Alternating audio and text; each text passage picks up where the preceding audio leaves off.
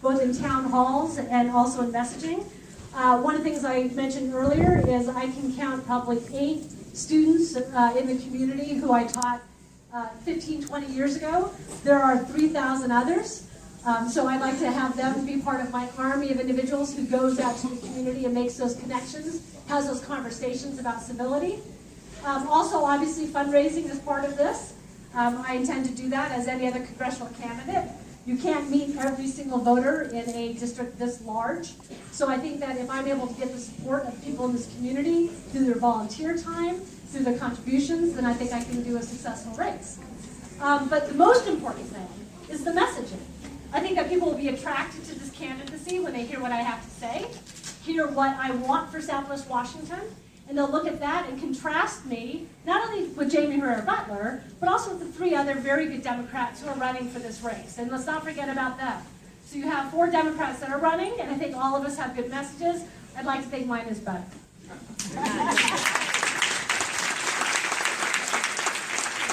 So Mike snuck in, but I'm going to go to the blue bowl, and we're going to use this gentleman's suggestion about the mic with now the runner. Okay, so this is very exciting. It's exciting for me. Hope it's exciting for you. And I don't have my reading glasses. Last 3 digits are 928. Must be present to The winner, Liz Campbell. How can I know people here? That's why I don't think this is efficient. Thank you. I watched the president today cut through red tape and a whole stack of regulations. I'd like to know, there are good regulations, bad regulations. Which kind of regulations do you think we need here? Which kinds do you think we can get rid of? That's an easy answer. So we keep the good ones. This is so much easier than I thought it would be. I think I'm hitting it out of the park already. Actually, Liz, that's a great question. One of my interests has always been administrative law, and when I read about it and teach it, I learn a lot about regulatory policy. And I think you're absolutely right that there are good and bad regulations. There are ways in which we can evaluate whether they're good ones. Oftentimes we use a cost-benefit analysis. I'm not so sure that's a good way of looking at it. But I think we have to look at the impact that that regulation has on what's being regulated. And if it's overly burdensome, we have to figure out whether or not we have to not put that one in place or revise the existing regulations. You know, it sounds like a sort of a petty answer, but to sort of say I'm going to cut through all this red tape, regulations are bad and good, it's really hard to sort of say right off the cuff which ones I like and don't. Let me think of something. So I have a friend who's a motorcyclist. Let's pretend that a regulation for motorcyclists were that you have to wear a helmet. I think that's a good regulation. Now, what if the regulation said that that helmet should be pink? That might be a bad regulation. That's oversimplifying it, but you can sort of see that there really are degrees in terms of what is good and bad. And so I think we have to evaluate them, and that means having good people who are actually issuing those regulations who are doing it. So I don't know if that answers your question, but that's the stuff. Blue bucket. Last 3 digits, 950. 950.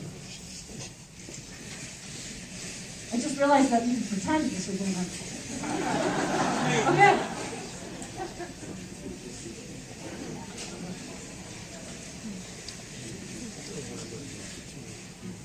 What changes, if any, would you make to the Affordable Care Act?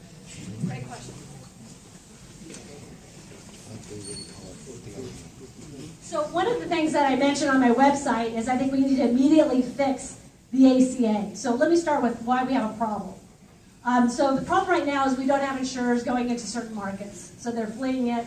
And I would say that we also have a problem with how we're handling the ACA right now in terms of people who are enrolling. So we've shortened the window for people to actually enroll for their health care, and that's a problem. And we have limited the amount of money that we're spending to tell people how they can actually get into the ACA. So the first thing that we have to do is promote the program to our populations of individuals who need it for 2 reasons. One, people need to know that we have this available. Almost 20 million Americans have signed up for the ACA. It looks like enrollment is doing okay. It's on pace with last year, but a lot of people don't know about it still, or know how easy it can be to actually enroll. So I think we have to address how we tell people about it, because the more people who are enrolled, the more stable the marketplace becomes. So I think stabilizing the marketplace is key. Right now, Patty Murray is working with Lamar Alexander on a fix to the ACA. I don't know if you've heard about it, but it's going to deal with the issue of the Trump administration's taking away the cost savings reduction, and also helping put more money into marketing.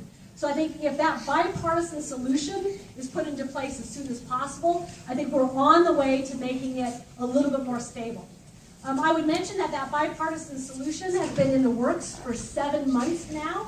So it shows that sometimes Congress can get its act together.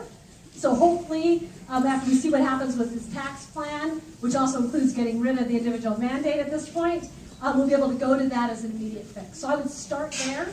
I will admit, as I think many in this room, that the ACA is an imperfect instrument. It is taking a market-based approach to healthcare, but it's what we have now.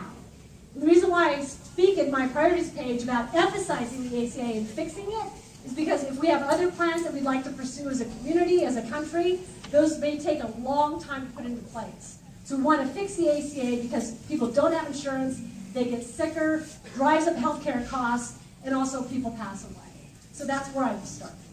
Thank you.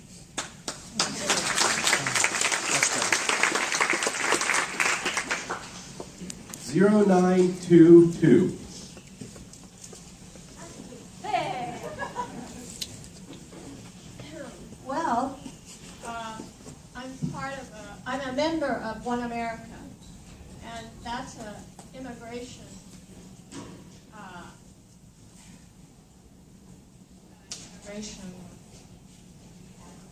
group out of Seattle. But we do have a coordinator here in Vancouver, and it's pretty active.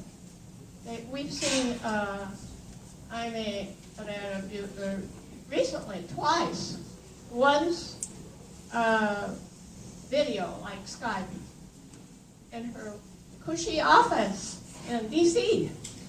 And the other one was a follow-up, and she listened quite well for over an hour. But as I left, I didn't know what she said. And the members who are affected are the young people right now, the DACA and the Dreamers. So the question is, are you aware of this situation? And hopefully you will support them so they don't have to be deported. Thank you for that question and for your work also on behalf of this issue. So I'm very aware of DACA. When President Trump started talking about it and then acted, we realized immediately at WSU Vancouver how many of our students were actually affected. And it was heartbreaking to hear their stories and also to hear their fear. Their fear of not knowing what was going to happen, not knowing if the gains that they had made would continue because they may be at immediate risk for deportation. So I think it's a real troubling issue. At one point, DACA, there was a fix before 9/11. A lot of people don't realize this, and there was bipartisan support on this issue, and then it just went away. And it was only when we couldn't get immigration reform that President Obama chose to use an executive order to address the issue, which is a problem because the other presidents can get rid of it, and that's what we have now.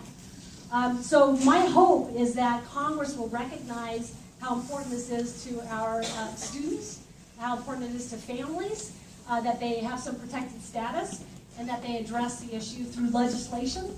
I think legislation is a better fix than executive order, and I think there's enormous support within not only Congress, but also many communities to have these people protected. 944. In the back, Mr. Feist.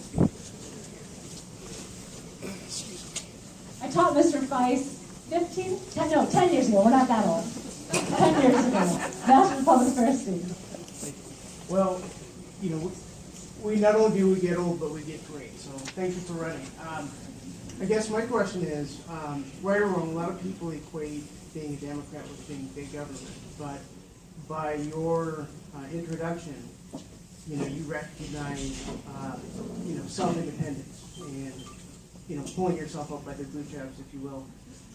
Ours is a moderate community, so how would you appeal to the moderate base in our unique area? Yeah, that's a great question. So I do know that, I do know Southwest Washington in terms of its political past, in terms of the community that the district represents. As Matthew mentioned, it's an incredibly diverse community in terms of people living in urban areas or rural areas, and in Calhoun County, those industrial areas. There are people who are on the Republican side and Democratic side, but there's a huge chunk in the middle. And there's a huge chunk of independent-minded individuals in Southwest Washington who I think would be attracted to a candidate or a well-oiled machine. Attracted to a candidate who really does appeal to people in the middle with, I think, a common sense approach to governing, a common sense approach to politics. And I think that means that when you're faced with an issue like how do we grow jobs, you look at how to grow jobs and what industries to bring, and you recognize that some industries may bring effects that hurt the environment. So I think there are times in which we have to balance things like job growth with things like environmental concerns if you're talking about certain parts of the region. And I think as long as you have a representative who is willing to understand the tension between things like that, and you have a representative who will listen, I think constituents will be attracted to that. And so that's how I hope to appeal to them. I also hope that I am receptive to constituents in the district by having a policy of frequently coming into the community and talking to you. When you're in an office in DC or in your home office, you think maybe you've got all the answers. Certainly members of Congress, like college professors, act this way sometimes. But I think the way in which you get that nuance in policy is you get into a community and you talk to people. So I don't know if that's satisfactory to you, Matthew, but I do think that somebody who's independent-minded, somebody who has an appreciation for bipartisanship, that need to reach across the aisles, and then somebody who's a true problem solver rather than an ideologue is the type of person this district needs.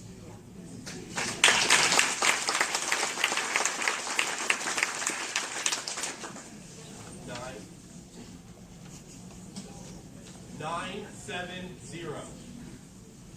And I can repeat the question if we have my issues. 970. For $5, you can have this number. Oh wait, I can't fundraise. Okay, no? 910.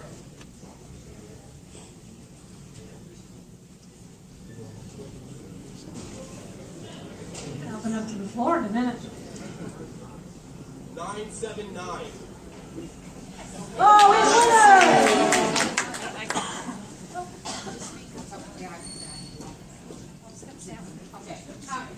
I have to hope that you're in this win. So, Of course. So what I want to know is, what committees would you like to see yourself assigned to once you're in DC? That's a great question. What committees? So number one, I'm in it to win it. Anybody who knows me knows that I'm a pragmatic person, a pragmatic thinker. I'm not a risk taker, which means if I'm in it, I'm going to win it. Because I do it with eyes open, but also because I think that I'm the representative Southwest Washington needs. So to answer your question, I've always wanted to be on the Rules Committee because you're like the traffic cop of Congress. And I want to be on that committee not because I like to set rules, although some of my students may disagree, but because I think how you fashion debates on bills is incredibly important. So today, we have a situation in the Houses of Congress where a lot of stuff is done quickly. Things don't go to committee. They're done behind closed doors, and I think that is a travesty to our American democracy.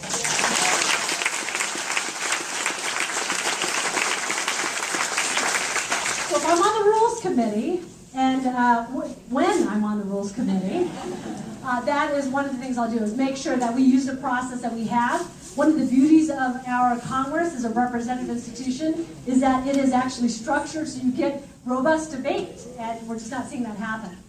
The second one would have to be transportation. Yay. If you look at our community, if you look at communities not just Southwest, in Vancouver, but throughout the district, we have infrastructure needs, and a lot of them are around the issue of transportation.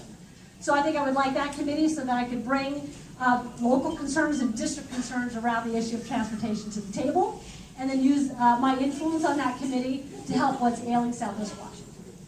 I also like civil rights and liberties, so if I can somehow be a committee that does that, I'm trying to think of how many, I used to teach this class, how many committees I get. It would be one that probably is on that issue, or judiciary. I should explain that. Judiciary, because I think it's important how we have our federal courts run. So the House of Representatives, we don't vote on judicial nominees. That's obviously the Senate. But certainly we can look at issues involving civil rights and the federal courts, and that's important. 966.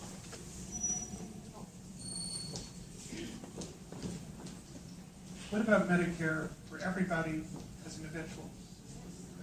It's a great question. So we're hearing a lot about Medicare for all. Bernie Sanders, I think, is going to introduce a bill if he hasn't already. He has been looking to get support, which is tremendous, because before you had people talk about Medicare for all, but it hadn't really gained traction. And you're starting to see members of Congress really look into it. I think it's an interesting idea. I'm a little hesitant right now to think that it's the fix. It sounds good, but it also could be very costly, and I don't think we know whether or not it really will be the fix that people say. So I come from a point where I want to learn more. I want to hear more about the implications of it. I want to hear a lot about how it's actually implemented, because I think oftentimes we have ideas about policy, and once it starts to be implemented, maybe we run into problems. I obviously think healthcare is a human right, and I want universal coverage, meaning I want everybody to have coverage. It gets sticky when you find out how we get there. So one of the things I'd like to see happen, because I'm a believer in having things start out small and seeing states as laboratories of democracy, I'd really love to see a large state like California or Texas or New York try to have a system like that just to see how it works. Do we actually bring those cost savings down? Do people get the care that they need? I want a large state to investigate this because it's hard to see how that program would play out on the national scale. And I think one of the things about the ACA is we didn't know what was going to happen. And I think parts of it have been successful, parts haven't. We're trying to fix it. I think the same thing would probably occur with Medicare for all. So I really want to learn more about it. But I want to start small with this bipartisan solution that Congress and the Senate's now considering, because I think that solution, Medicare for all, is a little bit to the future. I don't see it happening overnight, and I want to fix what we have today before we think about it. But I think it's an interesting idea. I want to learn more. 914. Actually, I wanted to ask about that, but you already addressed it. I would just say that if you want to learn more about Medicare for all or healthcare for all, take a look at Europe. They already have it. It does work. Secondly, in the Northwest, there's 4 states coming together now and look at doing a consortium. We're not waiting for the United States to do it. We can wait forever. That wasn't my question. The question relates to the elephant in the room that impacts almost all the problems that we have in Southwest Washington, as well as the United States, and that is the 16 years of war that we've had with no end in sight. So my question is, how do you address that? How do you feel about this unending war? So first, for the Medicare for all, and thank you for raising that comment about the consortium. I think that's interesting. And again, you see a passion for this policy, and to have it happen on a small scale to see how effective it is, again, will be very interesting to see if it can go nationwide. So just foreign policy. It's been, I have veterans on my team. I have veterans who fought in Iraq and Afghanistan. 18% of the students at WSU Vancouver are veterans, which is fairly high compared to some institutions. So it's something that I'm very concerned about, because I see the implications of those wars in the lives of my students and some of the struggles that they face. And these are students who are actually going to college. They're taking advantage of the government support we have to go to college, and there are so many veterans who aren't taking advantage of the services that we have. They may not know about it, they may be not doing it for other reasons. So it's something that I care a lot about. I think the United States has to play a major role in the world in terms of diplomacy. I think that we are losing that art right now with cuts in the State Department, because I think diplomacy is very key to sort of mediating conflicts, so we're not asking our young men and women to risk their lives. So I would want us to not be involved in wars if we can do so, and I think we can do so. But it's only going to happen if we have an administration who emphasizes diplomacy over this bellicose language that we hear all the time. I don't think it's wise to sort of attack foreign leaders in a way that's provocative. I think it puts Americans' lives at risk, and I think that we need to move away from that. So diplomacy, I think, is very important. I'd like to see us have the responsibilities for what's going on in these countries to pass down to the countries themselves, so that we start limiting our role. And that would be an ideal situation for me. But it's tough. I think it's really increasingly tough at a time when people are quick to anger in leadership. And I think that we need to stay away from that. So I think we have a responsibility as constituents of this fine country to really ask our administration to do a more effective job working with other leaders and being a true leader in terms of diplomacy rather than trying to use the weight of our military. 929.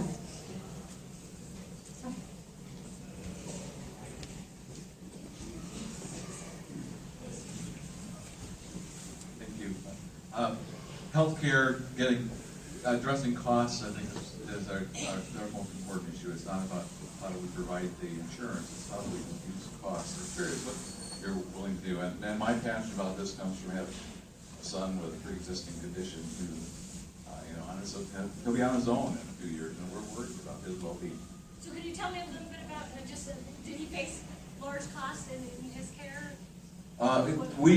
He's still in college, so we're still incurring, even with good health care as a retired federal employee. I have good health care compared to many, but the cost of his condition, which is type 1 diabetes, we keep hoping for a cure, but it's not coming, and the cost is there. So it impacts us, but once he's 26 and on his own, without good care, affordable care, I can't figure out what he'll do.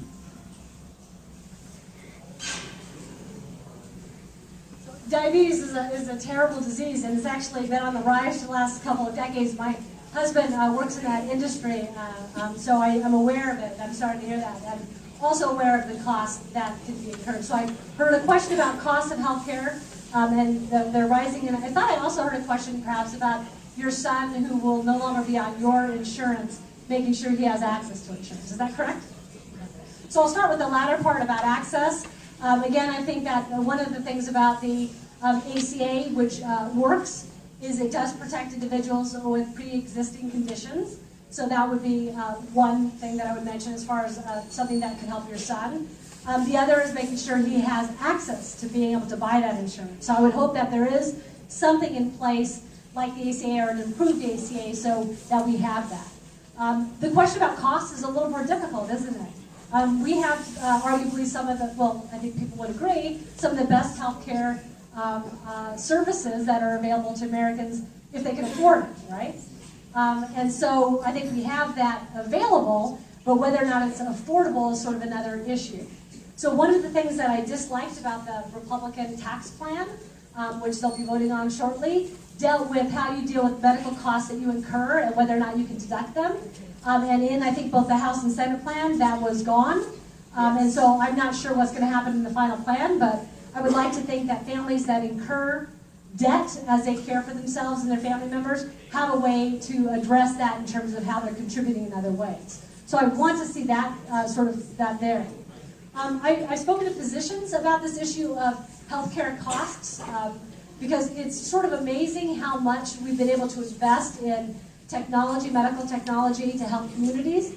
I was in Cowlitz County on Tuesday, and I spoke to a cardiologist and a pediatrician. The cardiologist talked about how they used to have, I think it was one cardiologist in Longview a couple of years ago, and that they have 4 now. And so I think that access is important to our rural communities, but I don't know about the cost and whether or not we're paying too much and whether or not there are unnecessary procedures is something that we really have to look into. But it's sort of tricky, isn't it? That you want people to have that care, they need to have that access, and it needs to be affordable. So I think a combination of the ACA, a combination of making sure that people with the conditions your son has and that they have that available, and then for affordability, I'd look at whether or not people can write off those costs that they incur. 976. Next one. 918.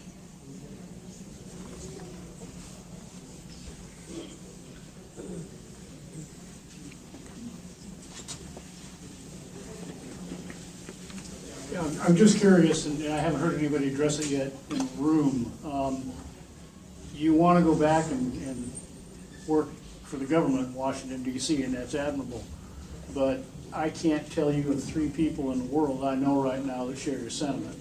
It's broken. I'm sorry. It's fractured. The government, the 2 houses don't work together. You have one party that's hell-bent on obstruction, period. And they don't even hide it anymore. They're very upfront about it. They stand at the podium and say it, and then everybody goes back to their districts and re-elects these fools. I want to know what your plan is to fix this. Because the way it is right now, I don't care how altruistic you are and how good your plans are, you go back and tell those people back there what you just told this room, and you'll be working not on the Rules Committee.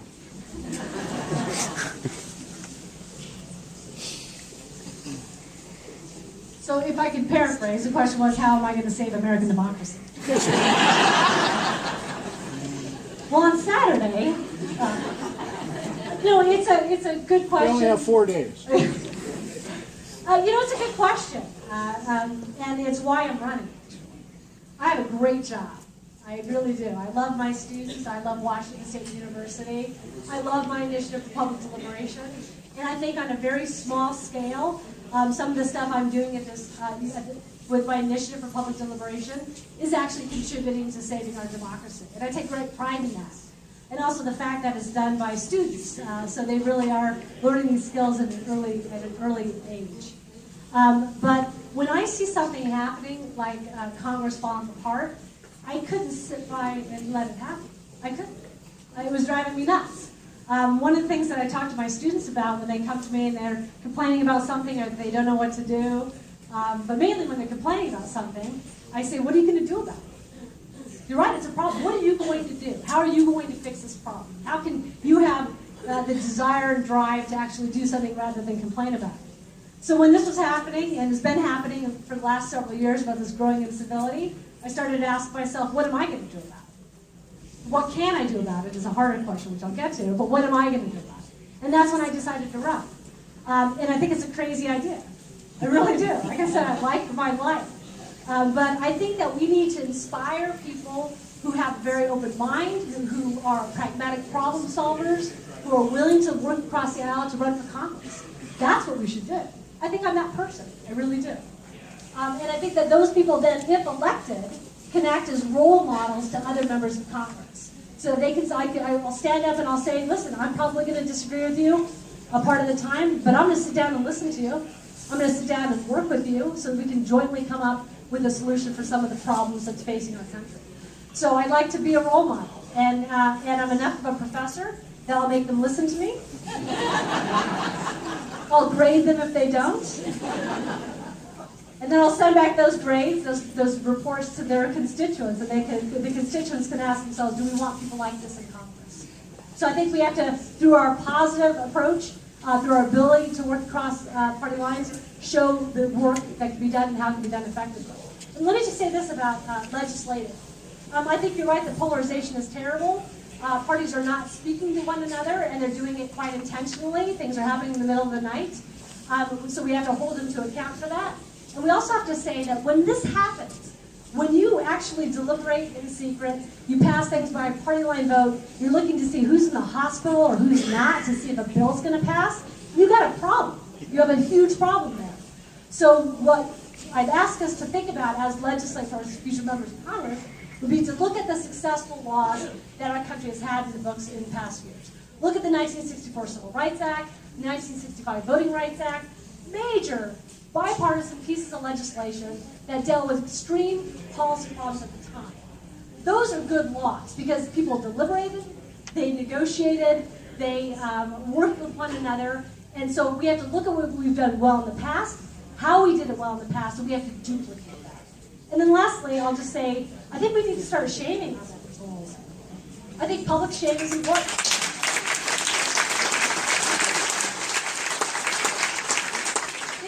Congress refuses to talk to the other side, we have to hold them to account. So it's not just about electing the right people, it's about really taking others to task for what they're doing and then telling them that you want bipartisanship. You want people to work together and to play nice with one another so they can legislate. Because if it comes from the people, then you're going to elect the right people, right? Or right representatives. If it doesn't come from the people, then those others who are very active, who like that polarized institution, those who want to exploit that polarized institution, those who vote, frankly, then you're going to still get some of the same. So that's a long answer. My team's going to kill me, but let me add another thing. One of the things that I think is tremendously problematic in our democracy is the fact that many people are opting out of the political process. They see what's going on, and they say, I don't want anything to do with that. I don't want to listen to people. I don't want them around my Thanksgiving table because we're all shouting at one another. We're not listening to one another. And I think that it's done intentionally. I think it's done so that people will say, you know what? I'm not going to play anymore. So I think we have to find ways in which we can get people who opted out to opt back in. And let me give you just one small example. One of my students is hearing impaired. And he came to see me this semester to talk about ways in which the community could actually participate in politics. And we didn't talk about the congressional race, but he raised this issue to me, which is how can we have people who are out of the participatory arena, how do we pull them back in? And what he talked to me about is how in forums like this, when we're looking at members of our constituency, members of this community, if you don't have somebody who can help interpret so that they can participate, you have a problem. So let's find people who are disaffected because they don't like how people are playing. Let's find people who are disaffected because they maybe don't have access to participate. Let's show them how to do it properly, and then they'll come in and we'll take our democracy back. Bye, Saturday.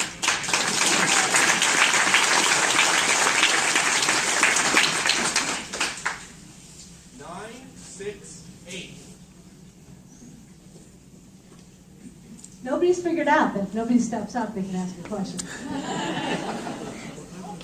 Oh, yay, we have a winner. I'll meet you halfway. Look at this. We're meeting halfway to share the money. Name two things you like about either the Republican Senate or House tax revision, and two or three things that you would do differently. Let's talk about what I do differently first. The first thing that I would do differently is not pass massive tax cuts for corporate America.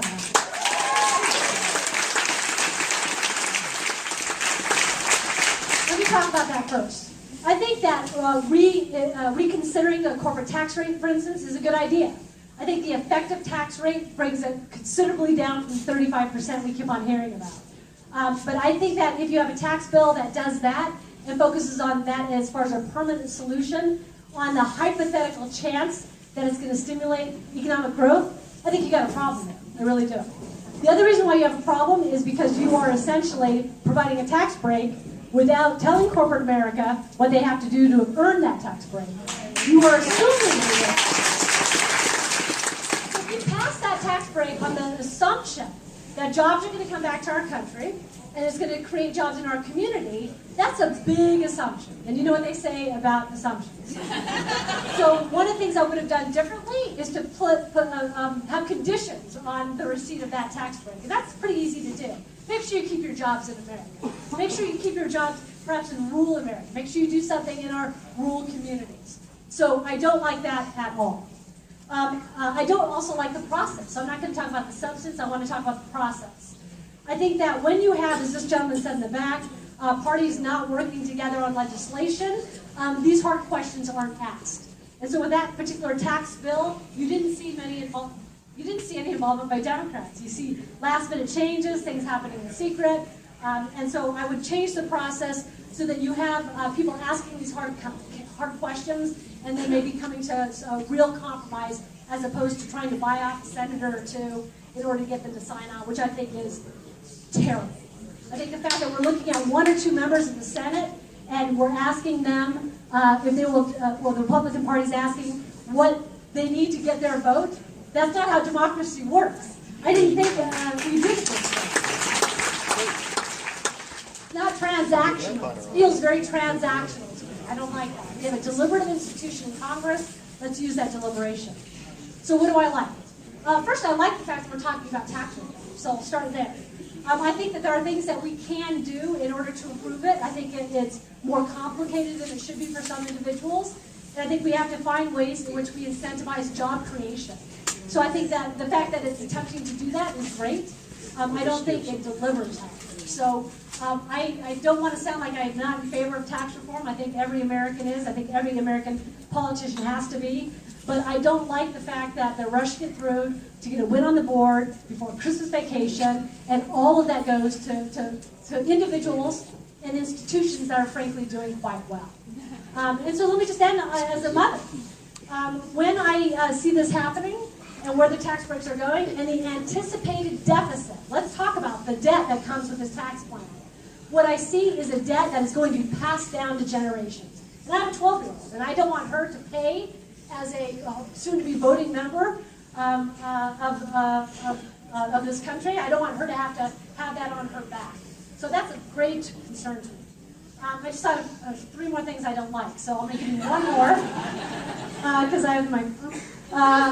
one of the other things that I really think is problematic about it is the fact that the rhetoric around the facts and figures doesn't seem to reflect truthiness. I was trying to think of what Stephen Colbert called it. There are reports from the nonpartisan organizations like the Congressional Budget Office, which very clearly talk about what the implications of this will be in terms of debt. So I'd like us all to get on the same page about facts, and not talk about alternative facts or what a think tank might think about it. So that's something. And then, yeah, I'll stop. No, I won't, because I just I can't get over this feeling that with this tax reform plan that's going to create a huge deficit, that it's not being used in some way to force cuts in some of our wonderful social programs that we have. Yes.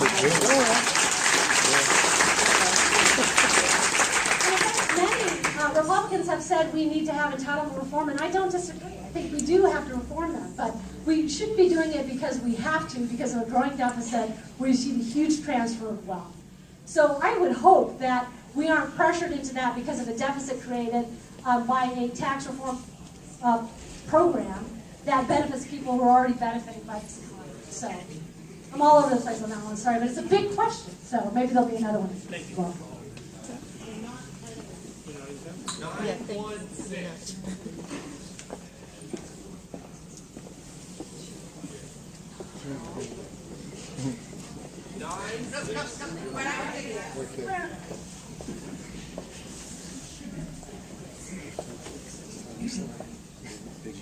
I've had some health issues, as many of us have. I have been doing a lot of research over this last year about what is impacting the health of our nation. GMOs, Monsanto poisoning our food, and under this administration, they have lifted every single regulation on these poisonous companies. I would like to know what you think about this and what you would do if you get into Congress to clean this nation up. The question was about environmental pollutants and the impact on public health. Is that proper paraphrasing? No. So the first thing is I think that we have to trust the science around some of these issues. I think that science literacy is an issue that we face in a number of policy arenas, including climate change. And so I think that we start by looking at what is actually impacting our public health. You know, there are brownfields, there are toxins in our environment because of spills. There are many things that happen which impact our environment and then impact public health. So I would want to have a robust EPA.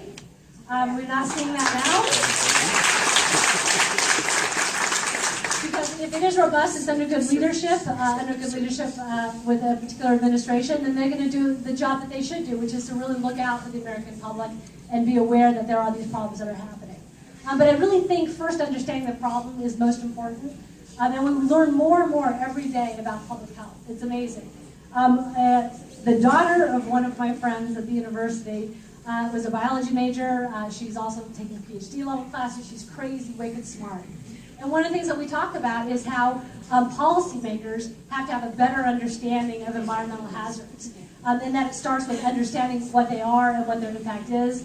And we talk a lot about how we are learning more and more every day through advanced technology about the impact on our public health. So I think with the EPA and then also with this emphasis on literacy, it helps. And part of that is the money that is going into legislators' pockets. The money going into their pockets, they are getting bribed by all of these rich companies so that they can poison us, and that's another reason our health care is so bad.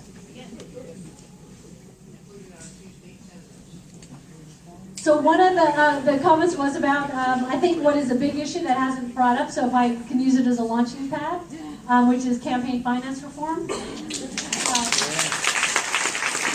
The point you raised is about lobbyists and their undue influence on legislators. I think that is unfortunate. I think that lobbyists have specific intentions in mind, and it is reflected in the donations that they provide.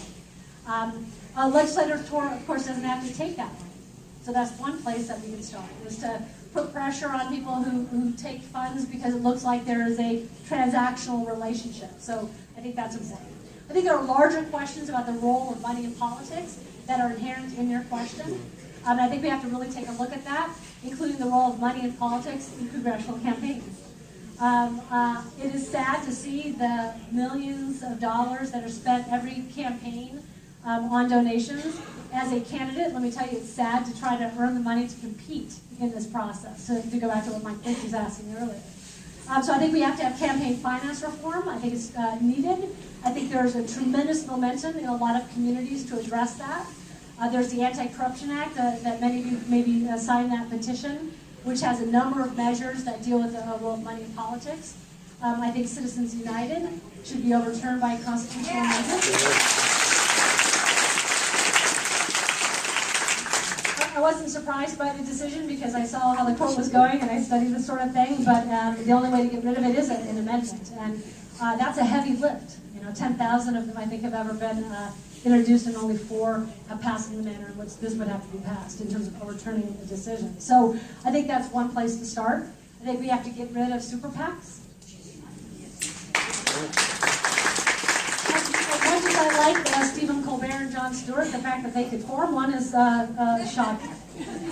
Because it shows how easy it is. And then I thought they did a nice job showing us how not only easy it is, but how toxic it can be to our democracy. So I really think we are at a moment when people are fed up about the role of money in politics. I think we need to really do something about it. But to go back to your initial question, yeah, it is problematic when people take lobbyist money because there certainly is the impression, if not the fact, that they are influenced by those funds. 969.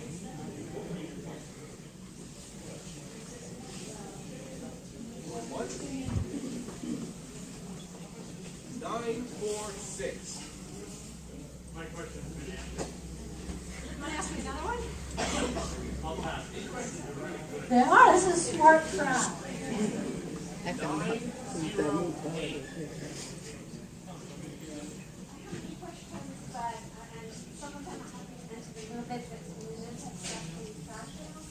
I think our resistance group, I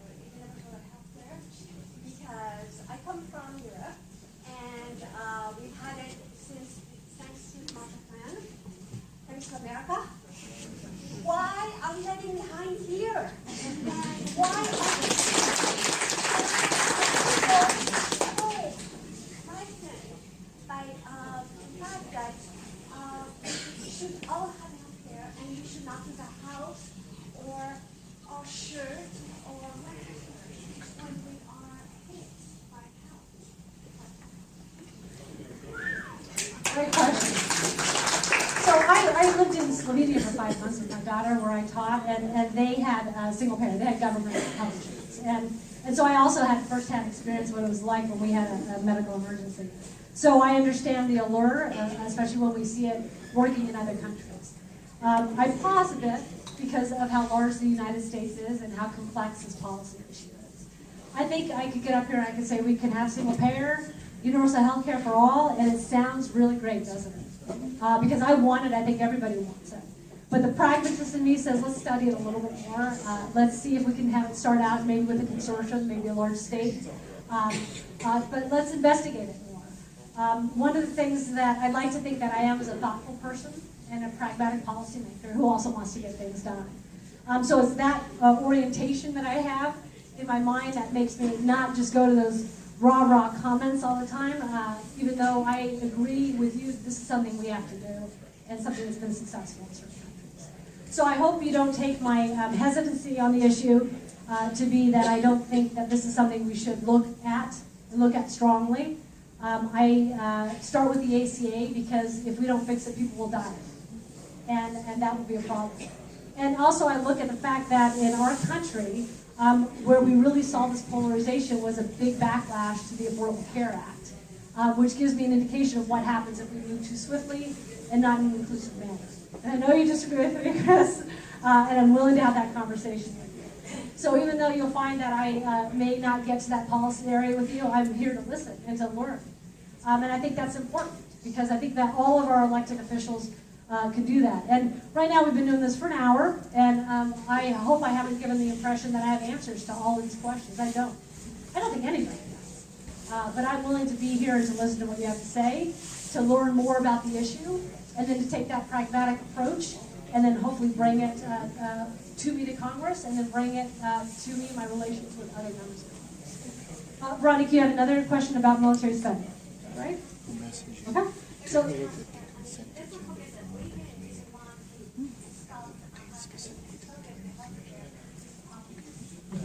I'm sorry, between you.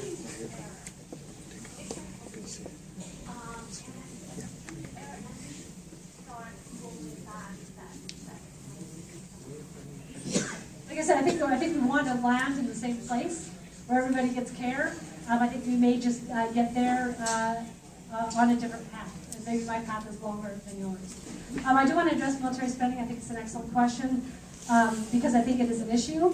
And when I speak to people about this issue, I hear about all of the tanks that we're buying that we're not using and all the money that's going to equipment that ends up not being used. We don't want them used, as I think your husband mentioned, by being involved in, I mean, we hope we don't have to use them, but I think we have to be really smart about military spending and also about waste that's involved in some of the things that we buy for the military. So I think that's something that should be looked at. I think that we need to have a strong military that is supported. We don't ever want our troops to be in harm's way because they lack inadequate equipment. I think that's shameful. They're putting their lives on the line. I hope that we would make sure they're as protected as possible when they're there. But are we buying things that we don't need to buy? I think absolutely. So when people talk about waste in government and fraud in spending, I think that's one area that we should look at. So we are in agreement there.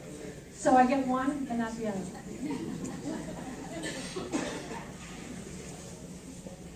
917.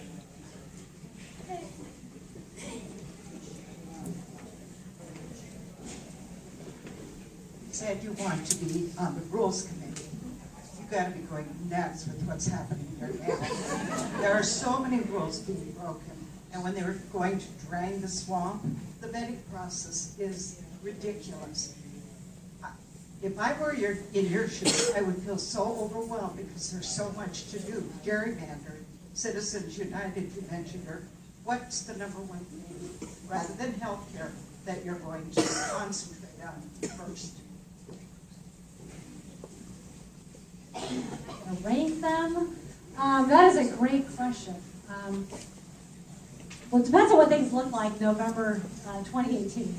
So let me just say that. But if I were to do something today, what should be the immediate policy area that I would address? It would be fixing the ACA in terms of a public policy. Because I think we can do that pretty quickly because there's already that bipartisan support. I like having something that I can accomplish like that.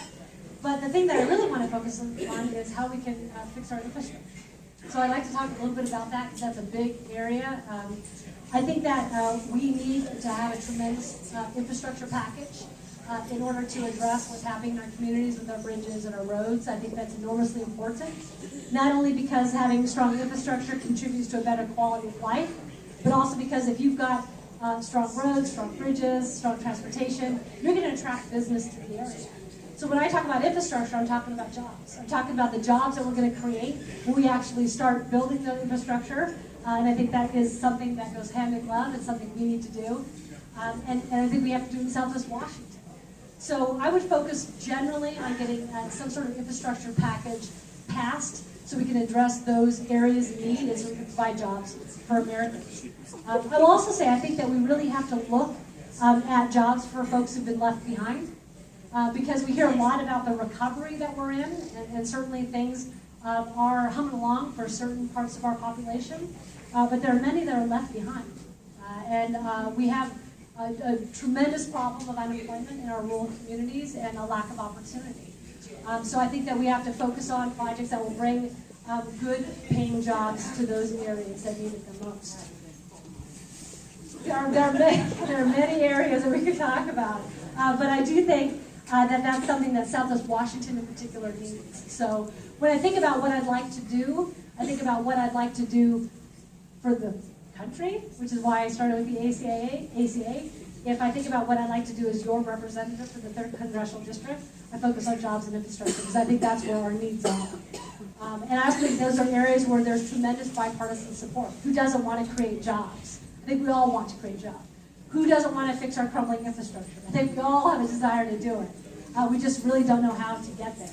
And so I think that those are areas in which this new approach to governing, which focuses on independent members of Congress, focuses on bipartisanship, is the pathway for success, and the pathway for success for the 3rd Congressional District.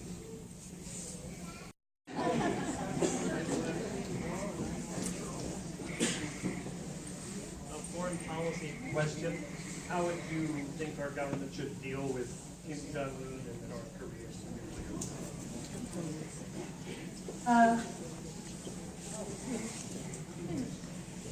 Let me start with what we're doing wrong.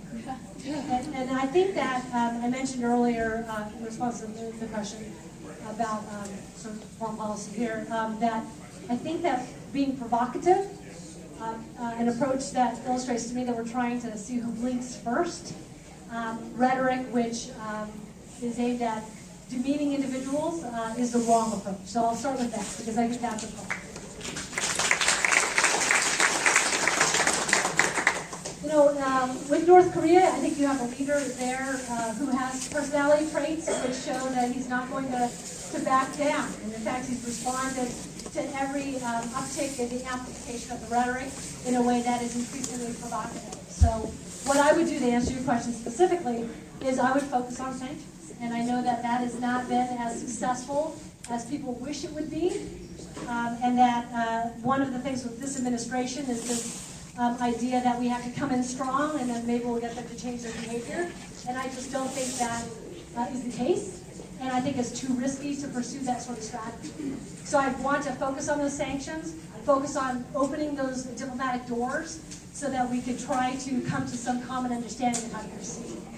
And in fact, one of the things that I found most disheartening was that when our president was ramping up the rhetoric about North Korea, at the same time he was undercutting his own Secretary of State. And so when the purpose of the Secretary of State is to engage in diplomacy to try to find ways in a way that doesn't escalate things, try to find ways to come to a solution, I think that's a problem. It's also a problem for, frankly, the other leaders because they're getting different messages from our administration. So I think the way we've handled it right now has been unsatisfactory. But I want to also acknowledge the fact that we've had economic sanctions for a number of years, and they're not nearly as successful as people would like them to be. So it's a hard issue, and it's one that I've thought a lot about because it scares me, you know. And I'm 51 years old, so I've seen a lot, but I've never been as scared as I am now. And it's the unpredictability in the way these leaders are handling the issue which scares me. So I want to think about it a little bit more before I give you a sophisticated answer, but I think it's a tremendous problem. 923.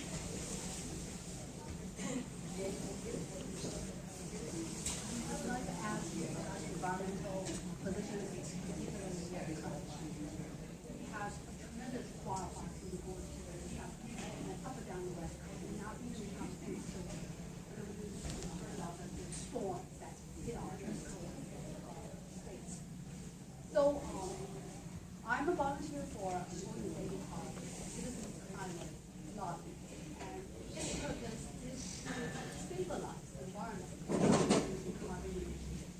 U.S. legislation bipartisan to put a tax or put a fee on carbon. So I would like you to explain more about your thoughts on the environment. So let's start with the simple statement, which I'm surprised I have to say, which is that climate change is real.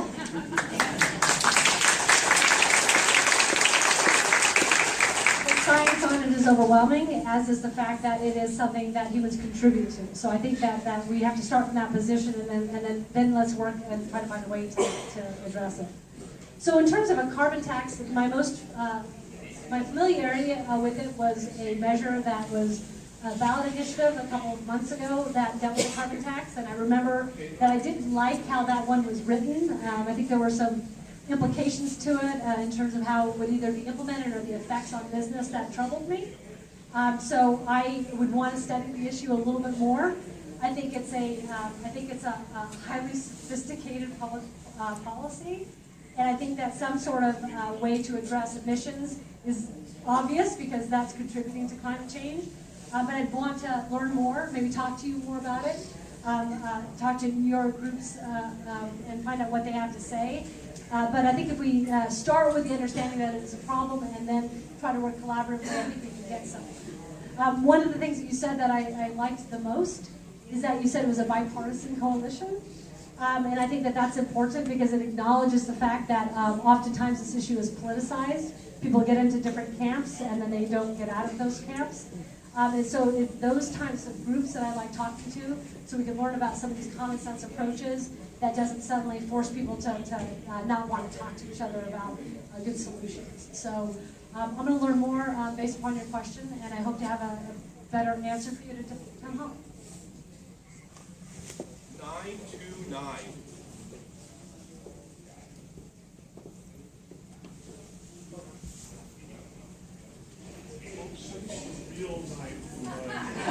Well done! It took an hour and 10 minutes or so to figure this out. I'd like to see your ticket, sir. Please show me your ticket. Go ahead, Bill. I don't need that. Thank you. Since you've addressed North Korea a little bit, I'd like to, and the fact that sanctions and squeezing and consequently starving the North Korean people because their leaders are less concerned with them with missiles and nuclear weapons doesn't seem terribly promising either. Would you agree that our nuclear deterrent is important to maintain? And as a second question, and I kind of hate to even think about this because, Mr. Trump, like the stopwatch, may be right once in a while, but he off the cuff made a suggestion during his campaign that I've thought about since. And you mentioned you're interested in looking at what worked during history. We both know that the British and the French developed nuclear deterrents of their own because they realized that if a bomb was dropped on London, they couldn't completely depend on the United States to extend its nuclear umbrella. And North Korea and Japan have the identical problem now with whether or not we will extend our nuclear umbrella over them. Do you have any thoughts on, first of all, the importance of our nuclear deterrent, and second of all, whether or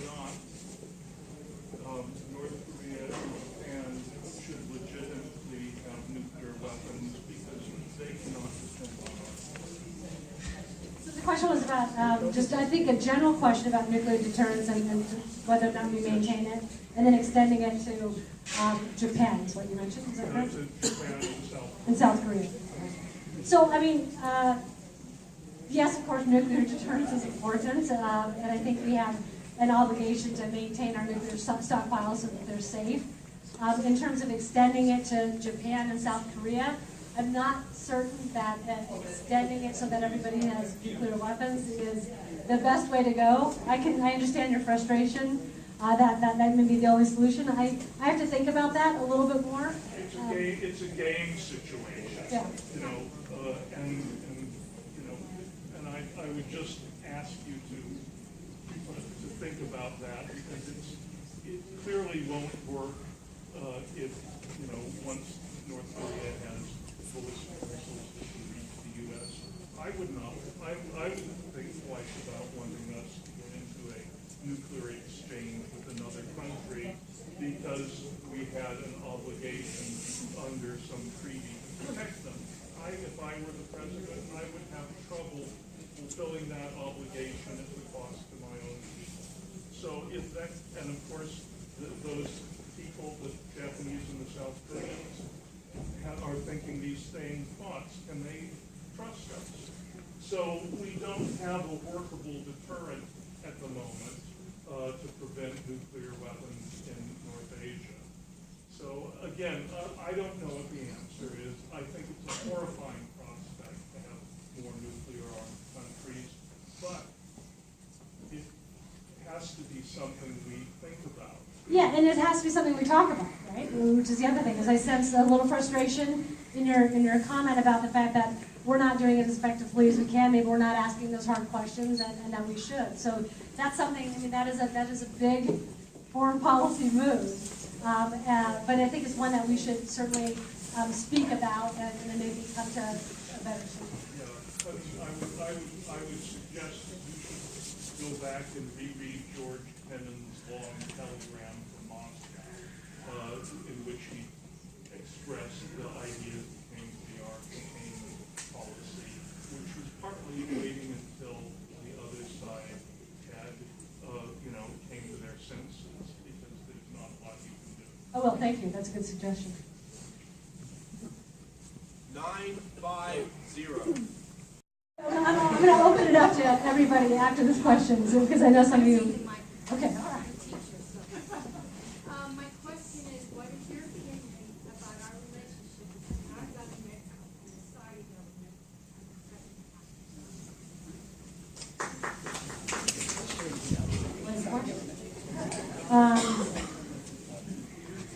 Yeah, sorry, I'm usually better at that.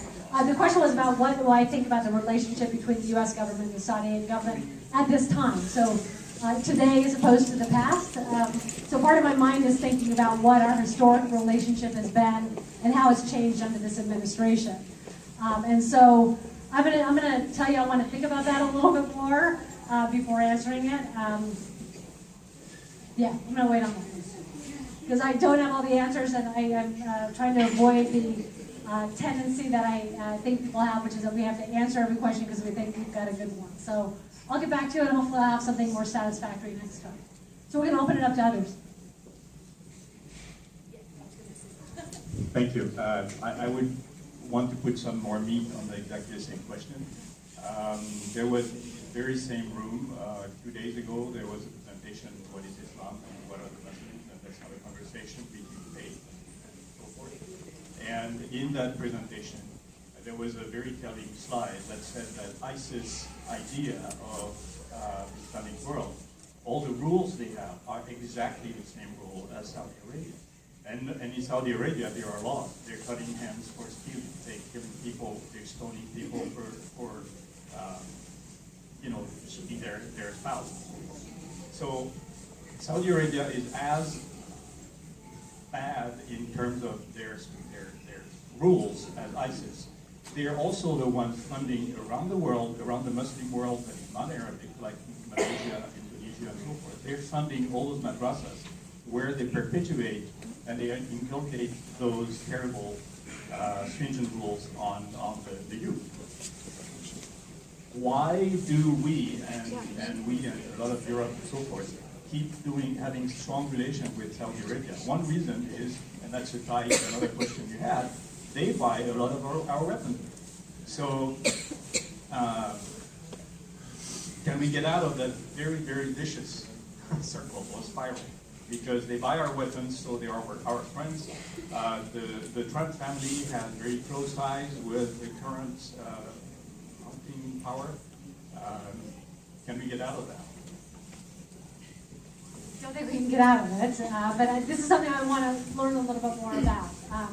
People would say that Saudi Arabia has been a partner of ours for a number of years, and they've maybe glossed over these relationships, which is what you were asking, what I think you were asking as well. I just want to think a little bit more about that before I answer. So there's 15 minutes left. I have a suggestion, which you can or cannot take me up on, which is that I've talked for an hour and 15 minutes answering specific questions, and I feel like I'm telling you what I think, and I really started this wanting to know what you think about these issues. So if you don't mind, I'd like to ask that we spend the last 15 minutes having you come up and articulate some of your specific concerns, because when I say I'm a Democrat who listens, I really mean it. It's not just about me talking. So if we could do that and people can line up and they can use this 15 minutes to talk to me and talk to the group about what they're concerned about, that's what I'd like to do for the remainder. I think we're out of numbers anyway. So you seem like you are eager. I wasn't going to ask a question actually anyway, so that's perfect.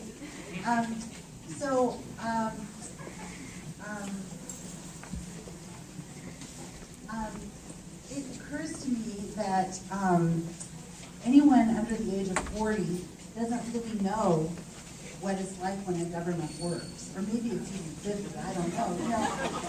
And when I was growing up, so many years ago, government legislation passed and good things happened for people. And, I think when we look at 30% or 28% or 25% of people voting, it has to do with the idea that, people just don't see any purpose for it. So I am feeling with your candidacy, your campaign, a little bit of what I felt last year when I was a Bernie Sanders supporter.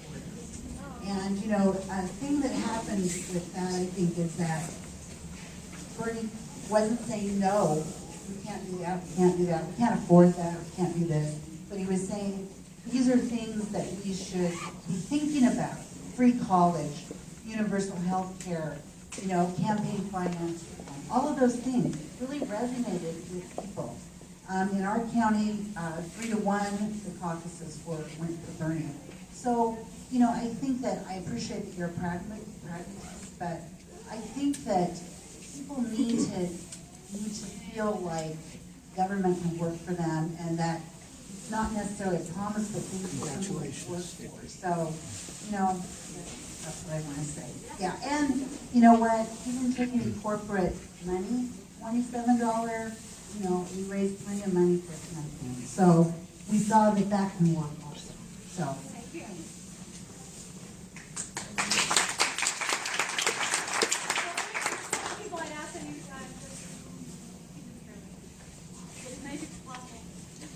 I'm also a member of the Citizens Climate Lobby, as was the previous questioner.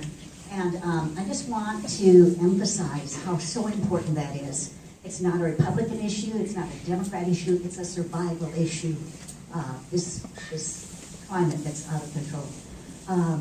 One thing I do want to say, and very briefly, there is a growing number in the House of Representatives. They have tripled in number since the election a year ago. There used to be 18 members, there are now 62 members, 31 Democrats, 31 Republicans. I would so urge you, along with the Rules Committee and the Judiciary and the Infrastructure, to find time in your busy schedule when you are elected to also work on climate change. This group of 62 representatives can keep growing and can become a critical tipping point. And I hope that you would endorse that group when you... Oh, the name of the caucus, it's the Climate Solutions Caucus.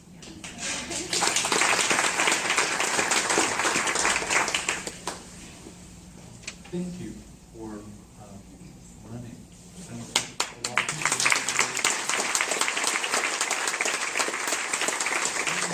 You know what I mean?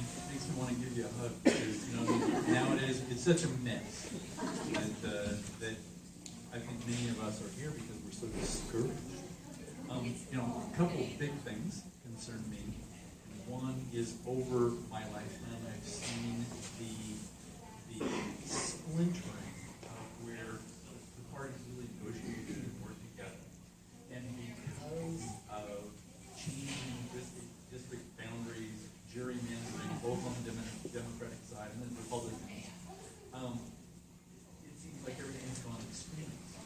And that concerns me because now, you know, for example, Republicans, they have to be so radical not to get elected, but to win the nomination of their party in their district. And I think that's bad. Nobody wants to work towards the middle anymore, which we all need.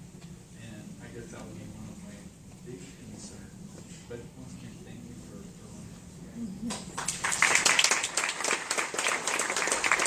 I don't have much background to the subject. I really just wanted to ask you a question. Do you support gun ownership rights? And if so, background checks on gun registration? So I do support the Second Amendment. I support all of the amendments. I think they're important. I know gun ownership is important to our communities, particularly in the rural areas. So I obviously do. But I also believe in gun safety and gun measures that we can pursue in order to make sure that if people have guns that they are using them as safely as possible. So you mentioned background checks. This is, I think the statistics show 85 or 90% of people, a very high percentage, agree with things like background checks. So I think that that's a wonderful idea. The fact that we can't do something as simple as that because Congress is so polarized is unfortunate. And I think it's an example actually of a group of having an inordinate amount of influence in Congress where they should. So to answer your question directly, I do support the Second Amendment. I have friends and family members who own guns. I would never want to take them away. But just because you support the Second Amendment doesn't assume that that support is unlimited and that there aren't gun safety measures we have to pursue.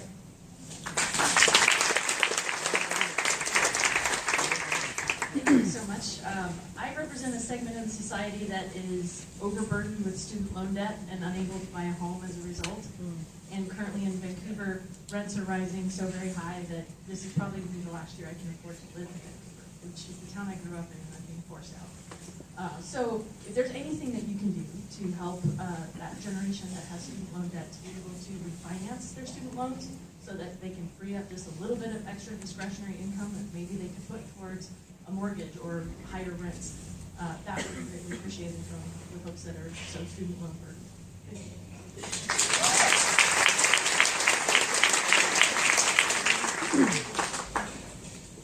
Again, thank you very much for taking this on.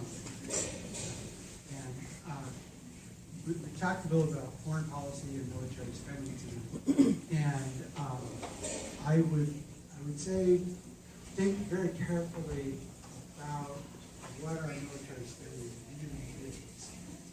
Our budgets are a reflection of our morals. And right now, we're spending more than half of our discretionary spending is on our military. And it's rising quickly with this administration. And it's been both parties that have gone along with this. So we're spending, the budget now is around $700 billion. And please think about when you're spending that much discretionary budget, how can we possibly fund the progressive priorities we have to meet human needs, education, environmental protection, and everything else. The budget for these wars is going to be well above $5 trillion.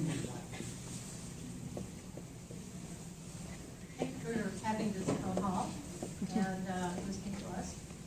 I support a woman's right to choose, and I only vote for candidates who do. So I wish you take a position on that, make it known, and let people know where you stand.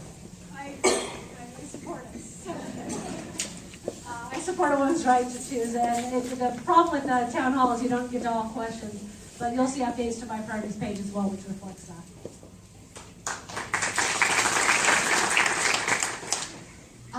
I am someone who taught science to children for 7 years. I've taught all over Clark County. I've taught Portland. I've taught different districts, and it's very stark to see the differences in the education levels in elementary school.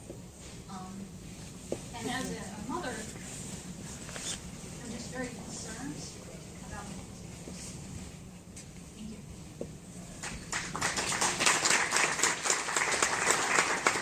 Thanks for having the town hall. Today's the 5th anniversary of the Newtown massacre. Our representative, Herrera Butler, could not bring herself to even vote against increased background checks for people with a history of domestic violence, and now seems poised to vote in favor of the cross-state concealed carry law. And as a doctor, I can tell you from a physician's perspective that this is a true public health emergency in our country, as much as Zika or the overblown Ebola. And we would hope that you keep that in mind from the perspective of not a shotgun issue that people get stuck on sides of, but a true public health emergency that impacts families for years.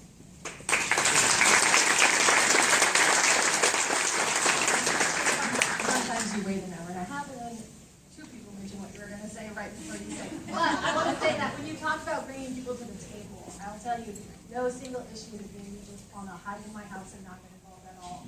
And the fact that 5 years ago I had a kindergartner, third grader, now they're in second grade and fifth grade, and lost an entire classroom of first graders, and nothing happened. Nothing changed, nothing happened on a national level, and I just thought, if that wasn't enough. Like, where can we have it?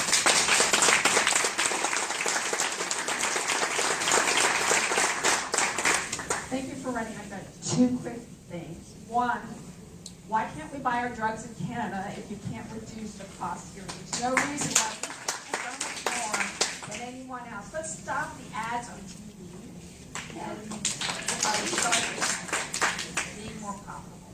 And secondly, there's a big industry now for marijuana. We're in the states that have legalized it.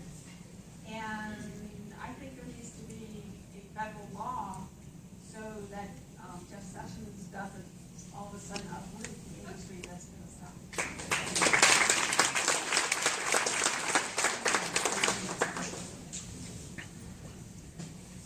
Hi. I wanted to ask about the ADA, the Americans with Disabilities Act, and that was a law that was established 27 years ago. And there is a bill, HR 620, right now, that's called the ADA Education and Reform Act. And that bill, if it's passed, now it's just been introduced. It hasn't been brought to the floor yet. But that bill, if a person files a grievance against a company for a disability issue,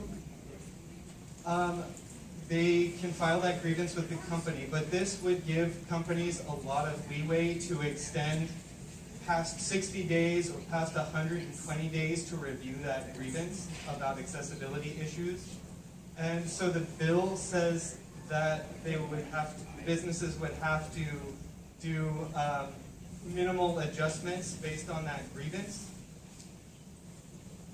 And that's a big concern with that bill, because businesses are going to be able to continue to marginalize disability groups. There's a lot of concern about people with different disabilities and things like having an interpreter. Businesses can deny having that. And so that is a big concern because it's related to Title III of the ADA. But if this is passed, it will have effects on other parts of the ADA too, like Title IV, the lawsuit process. Does it require forced arbitration rather than legal recourse to the courts? Do we have to go to the arbiter?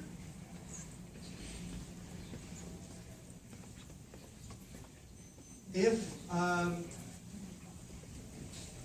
it starts with arbitration and then would go on to a lawsuit, and yeah, you have to have evidence to bring to the lawsuit and to be able to force a company to make the change. But you know, the level of arbitration is really weak for that, and so you know that's one of my big concerns about that bill. And if it passes, it's going to mean less protections for people with disabilities, and you know, give rights more to the businesses rather than to just the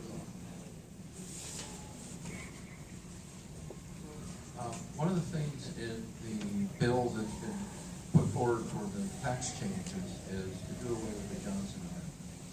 And the Johnson Amendment basically prevents people from getting a tax deduction for contributing to people who are organizations who are participating in partisan politics. So basically, by doing away with that, they would allow churches and all sorts of nonprofit foundations and groups and corporations to become actively involved in the political process. And basically, what I think this would end up doing is end up turning our churches and all of our passionate groups into shills for our public and parts of the politics. And this is a horrible thing to do. We should not be giving anybody a tax deduction to go and participate in partisan politics.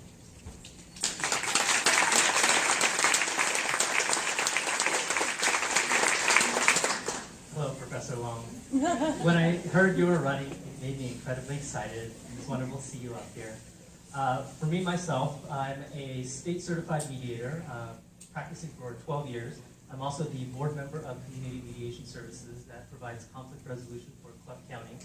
And basically, I've been trying to be that neutral peacemaker for Clark County. And one thing that I have noticed as the division of politics have been growing is the separation of language. So for me, when I try to understand the other side of the political spectrum, it was like speaking a foreign language. I've never heard the term Antifa until just recently, and about how much people hate democratic socialism. Is that even a thing that exists? And it's very interesting to hear because climate change, for example, is very reasonable. You know, we've had big hurricanes, fires, and everything, but to try to have that conversation, the language changes. And so for me, if I try to understand the other side, it requires me to understand a completely different lexicon. So for example, we're all about reasonable, you know, reducing gun violence. But if we try to have that conversation, it's not gun violence, it's gun control. And there's all of these issues that we talk about that they use very different language. And so for example, Trump is provocative. There's something that he says in the way he says it that taps into something that appeals to that constituency. And for me, I try to understand what that is, but I can't figure it out. So, yes, and so I want to say, for us to be able to appeal and bridge that gap, we have to make that effort, even though it's incredibly difficult to do, and I feel like even talking about it is a place to start. And so for Dr. Long, I would say gun control or gun violence, some Antifa movement versus this and that, and even terms like the deep state. I've studied political science all the time, and when I heard that, I was like, my professor did not talk about this. So there's a language divide there, and I hope you can cover that. So we are at 4 minutes over. I think that the fact that many of you stayed shows that there's a tremendous passion in this community to talk about these issues. And I can't thank you enough for coming here so that we can start that conversation. I hope you have a perspective that I'm somebody who's willing to listen to. I wish I allocated more time to hear your concerns. I want to again say that we're going to be doing these for the next 10 months. You'll get sick of seeing me. I won't get sick of seeing you though, because I think it's really great to see this passion and this interest in politics, and I hope we can get other people who are similarly interested in coming to these town halls. We have to go, but we have cards that are at the front in case you want to write a comment down or ask a question. I'm going to hang out a little bit as well. Somebody very urgently has her hand up, and she looks like my daughter when she has to say something, so I can't let it go. I'm a teacher, and I know a hand up sometimes works. One thing, I look around this crowd, and I see a lot of people, not as old as I am, but certainly not of the younger generation. And I hope that you will find a way, and I'm glad to help, to draw in the youth of our community, because I work with youth all the time, and they are hot and trying and ready to do. I want their numbers and names.